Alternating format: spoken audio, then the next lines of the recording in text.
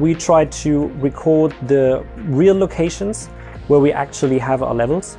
In addition to that, we're working with ambisonic recordings and ambisonic files, which construct basically a very complex system of surround sounds, ambience beds, and we spike and add a few spot emitters here and there to create a very immersive feeling of actually being in the level and being in the forest that you're walking through the levels.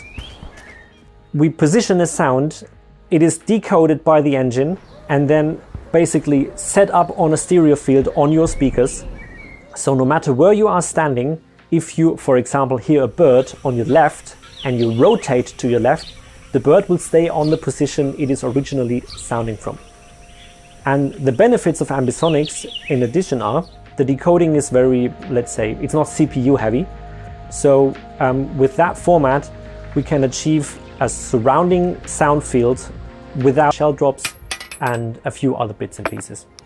As part of our research and to keep the sounds as real as possible, we went to Europe's biggest tank museum in Bovington and we recorded all kinds of Foley for the vehicles we will have in the game to make them as realistic as possible. So we're really looking forward to watch your reaction about the tanks and the vehicles that we have in the game. The other thing why we use layering is that in reality, a recording of a firing sound or of a gun is pretty boring.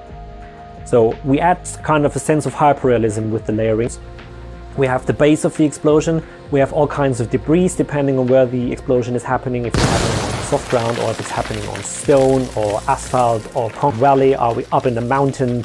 This is all playing into how the sound is actually turning out, and if the player is wearing a helmet or not, you can hear kind of like sand and stone drizzling.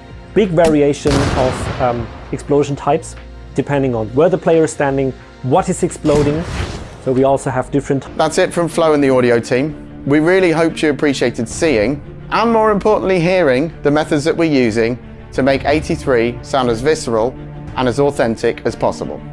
Please post any questions you have below, and as always, keep an eye on our social media channels where you'll find updates from our studio for both 83 and i.g.i Origins. And see you on the battlefield. Different sounds